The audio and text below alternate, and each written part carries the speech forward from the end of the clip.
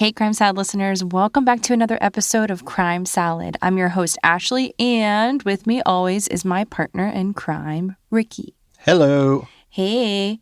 So, we have 4 new lovely patrons this week to shout out. So, we have Amanda, Desiree, Catherine, and Tammy.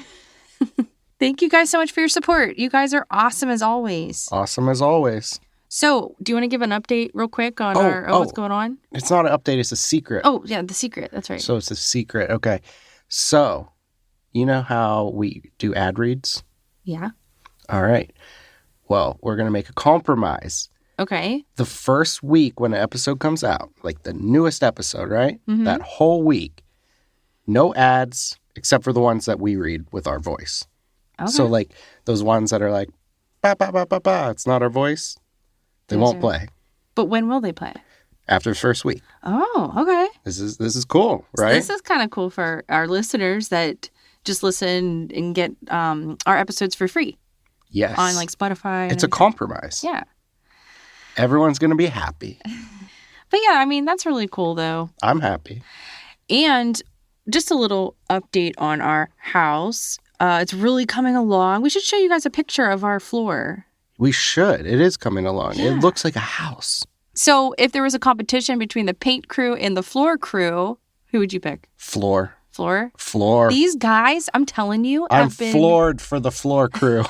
No, the floor crew, seriously, has started at 7 in the morning. Like, we get a ring notification that they're coming through the door, and then they'll leave at like 7 at night. It's like 7 to 7. And they work hard. Like, they're hard workers. And they come day after day. The old crew that we fired, they came like one day, skip a month, maybe they'll talk show about up. coming. They're coming. Oh, no, their car broke down. Okay.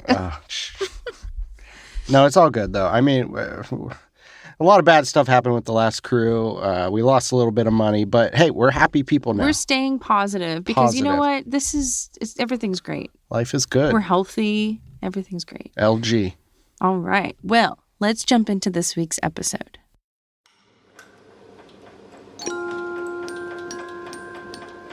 In some cases, the answer isn't obvious. Sometimes a vital clue is still missing. The police are withholding evidence from the public, or there are some stories that just don't add up. In this week's case, it seemed that even after all of the evidence was released and the story seemed fairly straightforward, the public wasn't and still isn't satisfied. In this episode, we will cover the missing case of Keneeka Jenkins.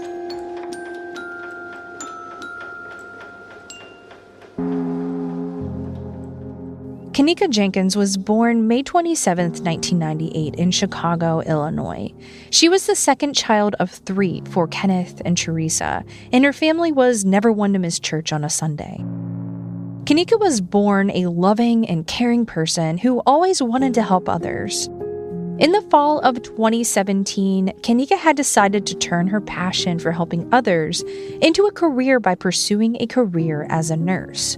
She worked 2 part-time jobs while she went to school to study nursing. Even at 19 years old, Keneeka was excited to achieve her goals and make the world a better place. On the night of Friday, September 8th, 2017, Keneeka Jenkins was excited for a night out with her friends. It was her friend Irene Roberts' birthday, but Keneeka had also just recently gotten a new job that she was excited about. The girls were thrilled to have a night out together, but knew that Keneeka's mom wouldn't let them go and party like they had planned. Instead, they came up with a more innocent story. They were just going to go bowling. Keneeka left her home around 11:30 p.m. that night, driving her friends in her mom's car that she was borrowing. Instead of going bowling, the girls headed to the Crown Plaza Hotel. The Crown Plaza Hotel is located in Rosemont, Illinois, a suburb of Chicago. It's only a few miles from O'Hare International Airport. With 13 stories, the hotel chain is fancy, but at only a little more than $100 a night. It seemed like the perfect place for some teenagers to throw a small party. The party had started earlier in the night, but by the time Keneeka and her friends had arrived, it was well underway. Keneeka was drinking cognac, but wasn't smoking any marijuana like some of her friends. Though most everyone seemed to be having a good time, some people noted that Keneeka wasn't seeming like her usual self. To some, she seemed a bit sad. While the party went on, Keneeka was seen up and dancing, chatting with friends, but at other times, they recall feeling like she wasn't that into being at the party. So about a half an hour goes by. Keneeka and her friends decided that they were ready to head out. They headed out of the room on the 9th floor and made their way to the lobby. But when they got there, they realized that Keneeka had left her cell phone and her keys back in the room. Her friends left Keneeka in the hallway to go get her things, but when they returned, Keneeka was nowhere to be found. Concerned about where she had gone, Keneeka's friends from the party began to search the hotel to see where she had gone off to. These were the same girls who had driven Keneeka to the party in her mother's car. They also had Keneeka's phone with them, meaning that they had no way of contacting her. After searching around the hotel for a while, they grew more and more worried. The girls decided that they needed to call someone for help. Around 4:30 in the morning, Keneeka's friends called her mother, Teresa Martin, telling her that they had lost track of her daughter somehow. Knowing that something wasn't right, Teresa got ready as quickly as she could to head to the hotel and to look for Keneeka herself. Teresa could tell that the teens had been drinking, and she knew that her daughter didn't do well with alcohol. Fearing the worst, Teresa knew she needed to get there as soon as possible for her daughter. Teresa arrived at the Crowne Plaza Hotel around 5 in the morning. She informed the hotel staff that her daughter was missing and pleaded with them to look at their security footage and to use any resources that they had to help find Keneeka. The hotel staff refused, saying without a proper missing persons report being filed and the police being present, that there was nothing that they could do. Teresa called the police right then, but they said wait a few more hours and then file a report, just in case Keneeka turned up. Given that they had so far been unsuccessful in finding Keneeka, that the hotel had not been very helpful in the search, and now a few more hours had passed with no sign of her, Teresa had Keneeka's sister report that she was missing to the police early that Saturday afternoon, around 1:15 p.m. This time, police were more willing to take the family's concerns seriously. Keneeka Jenkins was officially a missing person. Witnesses from the party, which took place in the room 926, recalled seeing her on the 9th floor, in and out of the room and hallway. Police canvassed these areas, as well as other public spaces in the hotel that Keneeka might have wandered into. Though they pulled some video surveillance footage from around the hotel, the early investigation only focused on those public areas, entrances and exits. They wondered if Keneeka had somehow wandered, or even worse, been taken out of the hotel. But around 3 or 4 p.m. on Saturday, September 9th, police hadn't found any evidence that Keneeka Jenkins had ever left the hotel. Frustrated by the lack of updates from the hotel and the police, fearing for her daughter's well-being, and determined to bring her home safely, Teresa began a search of the hotel herself. She went room to room, knocking on each door of the 13-story hotel. Teresa hoped that someone had seen her daughter that night and could give them some clue of where Keneeka could have disappeared to. Though the hotel wasn't willing to do much to help find Keneeka, they were concerned that Teresa was disturbing the hotel patrons. The Crowne Plaza Hotel staff called 911 to report her to the police. This time, though, one of the first responding officers was willing to listen to Teresa's concerns. He agreed to look at the video footage for a second time to see if anything was missed that could help find Keneeka. Around 10 p.m. that night, police told Teresa and her family that they had finally been able to spot Keneeka on some of the security footage from the night before. The video showed Keneeka staggering, clearly intoxicated, near the front desk of the hotel.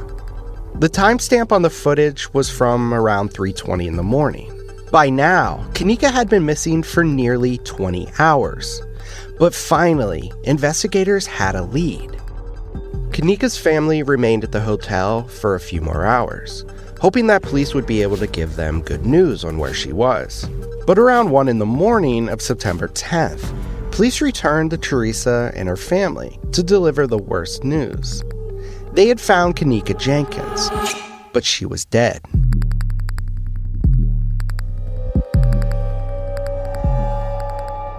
Though it was not initially confirmed how she died, Keneka's body was mysteriously found in a walk-in freezer. It's unclear who found Keneka's body, if the police had located her based on surveillance footage, or if a hotel employee had found her body. The freezer was located in an area of the hotel that was under construction, as a new restaurant was in the process of being built in the hotel.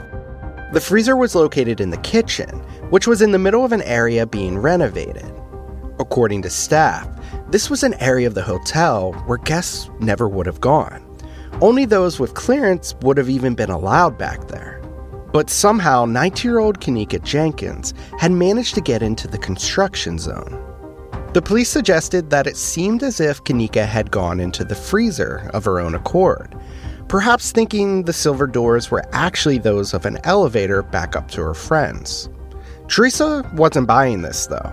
No matter how drunk her daughter might have been, it would have been difficult for her to open those double steel doors to get inside the freezer. From video footage, police retraced Keneeka's steps. They followed her as she left the party, went down into the lobby, and then walked around the corner into the kitchen being remodeled. From there, the footage isn't available. Because of the camera angle, there is no footage of how Keneeka got into the freezer. The photos of the kitchen, freezer, and Keneeka's body paint an even more confusing picture. Why would this young girl go into the dirty, clearly in despair kitchen? The freezer was littered with trash, dirt, and ice. Keneeka's body was found laying face down, with her head in the corner near the door. She's wearing the same thing she had on at the party, blue jeans with a jean jacket. One of her shoes was off and was lying a few feet away from her. On her bare foot was a small scratch. How did Keneeka lose her shoe? Why would she have gone into an empty freezer? And, most puzzlingly, why was a freezer in an unused kitchen turned on in the first place? By the time someone arrived to document the scene, the freezer door had been open for a few hours. According to the report, the temperature in the freezer was at 45 degrees in one area and 32 in another. Both cold, but not nearly as cold as a freezer typically is. It's unclear if the freezer had been at those temperatures since Keneeka entered, or if it had risen because the door was left open after the body was found.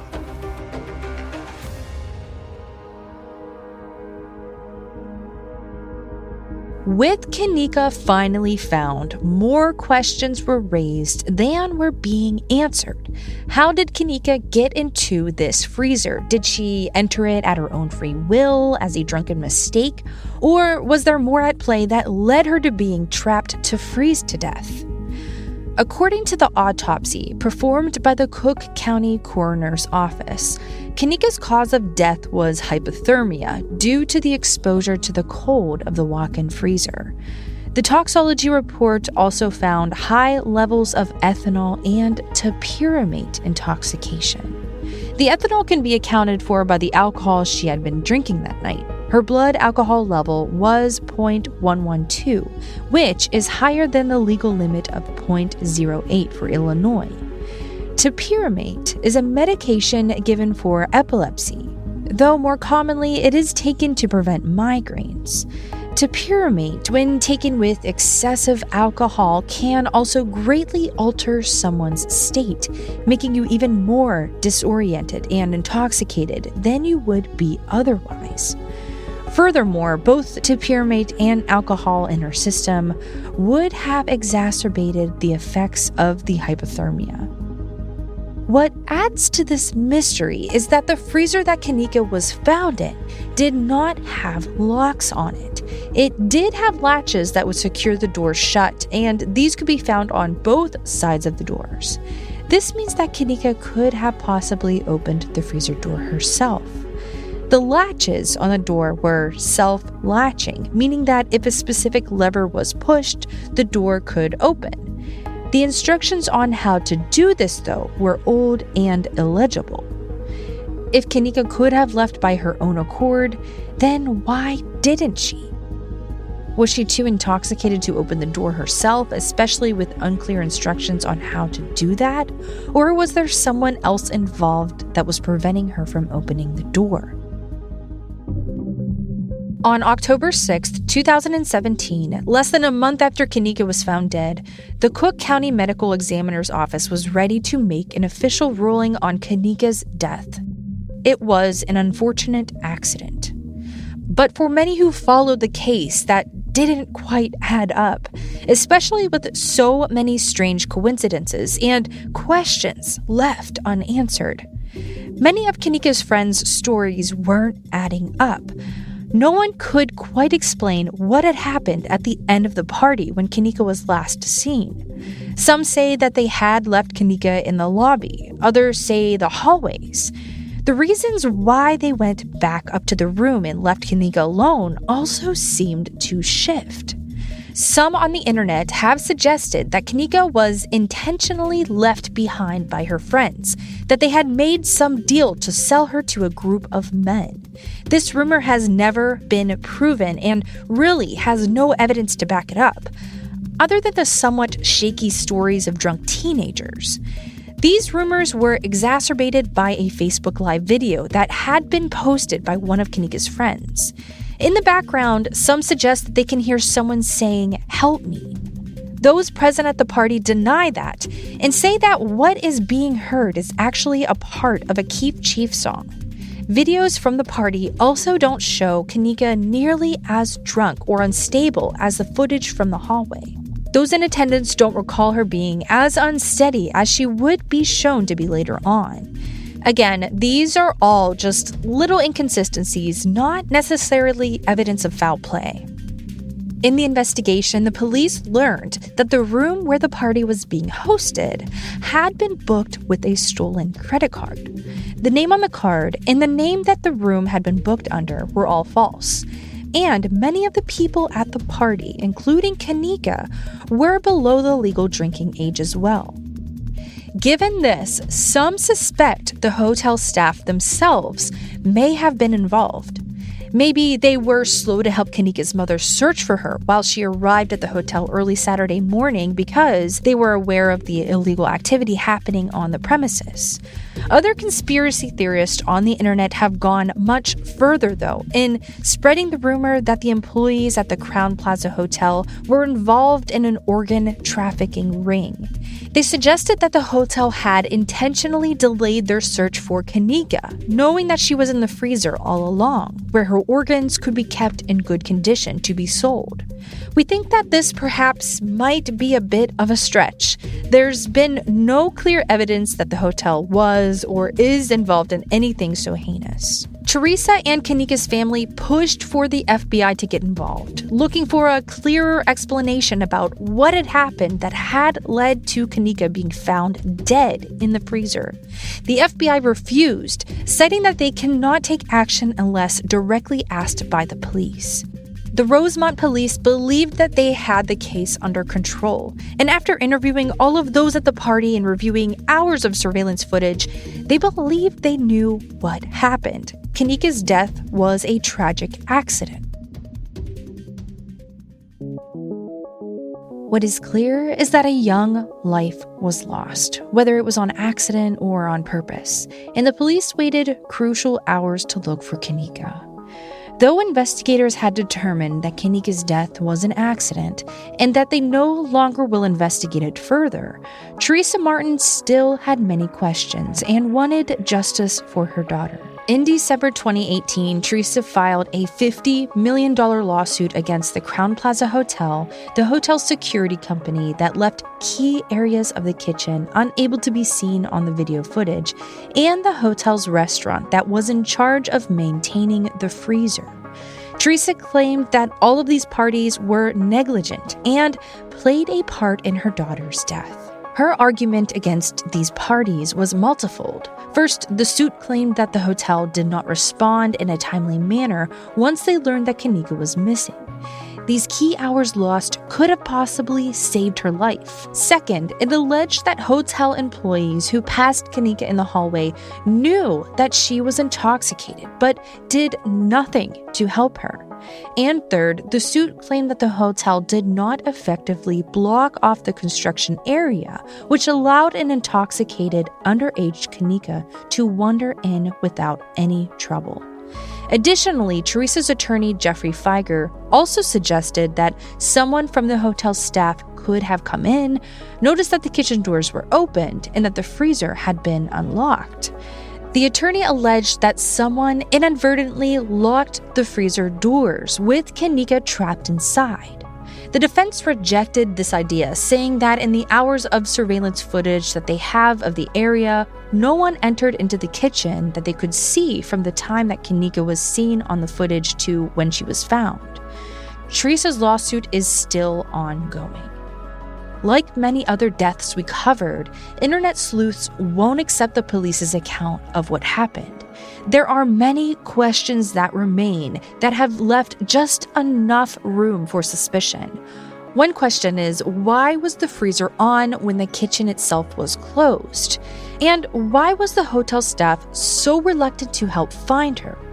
Those who have looked closely at the security footage seem to have found some unexplained jumps in the timestamps. But even so, the same security footage clearly shows Kenneka walking into the kitchen area alone.